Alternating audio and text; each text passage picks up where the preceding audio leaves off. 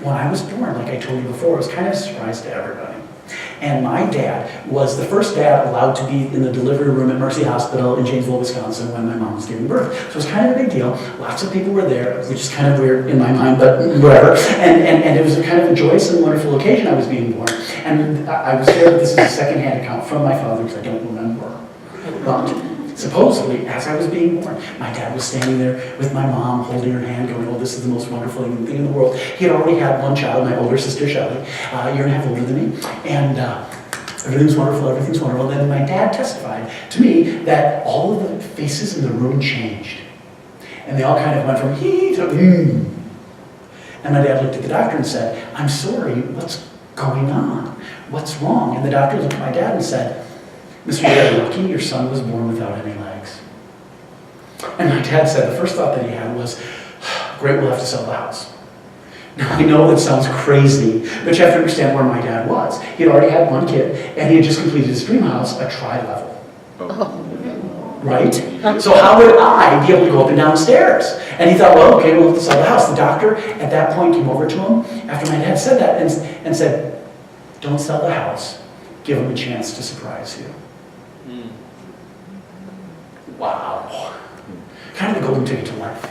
Wouldn't it be great if everyone that you ever interacted with gave you the benefit of the doubt? They gave you the chance to be as good as you can possibly be. Because too many times we make decisions about other people with less than 5% of the available information. We do. And we make judgments about people all the time. We try and figure out what their life might be and what our life would be like if we walked in their shoes. Get up, walk in their shoes. Kind of no lecture. Just pulling your leg. Sarah, comedian. Knee slapper. That's all I have. Okay, but what you need to know is I have a really good life. I have a fabulous life. I actually tell people my life is probably better than yours. And I kind of mean it because I've done some amazing things in my life. I played volleyball for the United States Olympic team for 7 years. I traveled over 27 different countries playing and demonstrating sport. Played in the Olympics back in Sydney, Australia. So kind of watching it right now, and beach volleyball is on, and I like watching that, guys and girls. And so I have a wonderful girlfriend, and I'm having a pretty good day today. And so in my mind, all those things are worth me not killing myself and having a great day. And a lot of times, what makes my life valid and happy is because I found things that I like to do my whole life, and I turned them into jobs. But what you really need to know is every single day I like my life. I usually push around with a smile on my face because I'm doing things that I like and things that I enjoy. But people still come up to me and they go, Matt, how can you be so happy all the time? And I just go, well, I'm doing stuff that I like. I'm doing things that I enjoy. And they go, Matt, you don't have any legs. And so at that point, I just have to look right back at them and explain to them that it seems to me that my disability exists in your mind more than it does in mine most of the time.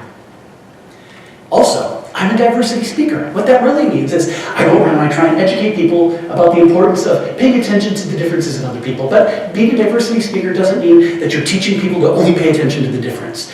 I think a good definition of diversity is taking the time to learn from other people's differences and kind of check out how it changes the way you are as a person. Like, how many of you have ever been with someone different than yourself, and you witnessed that person do something, and you thought to yourself, whoa, I had no idea a person like that could do something like that. How many of you have ever been surprised by the abilities of others?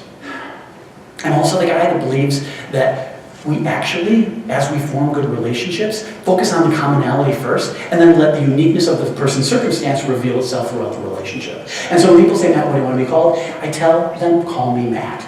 Because what they told you back in kindergarten is kind of true. And what they told you was, after you get to know somebody, you don't even see them for the person on the outside. You see them for the person on the inside. Like, my girlfriend has no idea that I don't have any legs. And that's the way I like it. But I mean, I know she knows, but I'll tell you, she doesn't know because I was sitting with her at dinner. And sometimes I say wildly inappropriate things because I do. And I said wildly inappropriate things. And all of a sudden, the wheelchair that I was sitting on at the time went like this, and rolled away from the table with me on it. And I looked at her, and I thought she was going to be mad. Obviously, she kicked me because of what I said, but no, she got embarrassed. And she put her hands in front of her face, and she went, oh my goodness! And I said, what? She goes, I tried to kick your legs under the table, but I forgot you didn't have any. And so she actually probably knows that I don't have any legs, but that's not how she sees me, because she doesn't see me as a person with a disability. She sees me as Matt, and she loves me for the person that I am. I like to say that everybody has disabilities. We all do. Because I think a disability is something that makes her life a little bit difficult. Like, my girlfriend, she thinks her alarm clock is a disability. Because it makes her life harder. I live in Wisconsin, probably most of you do as well. I think the snow is a disability that we all share in the wintertime. How many of you have ever had a flat tire? Disability? Yeah, because what happens is you have to overcome it to do the next thing that you need to do.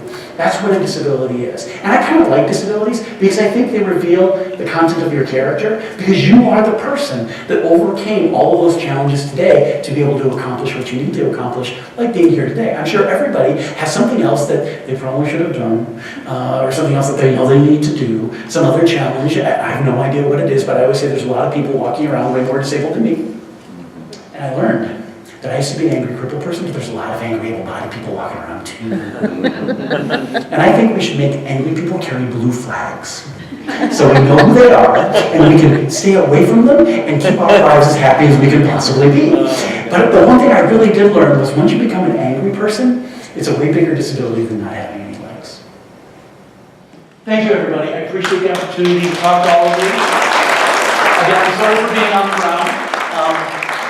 But thank you for listening. You guys were a wonderful audience, and I appreciate being included tonight. Thanks, man.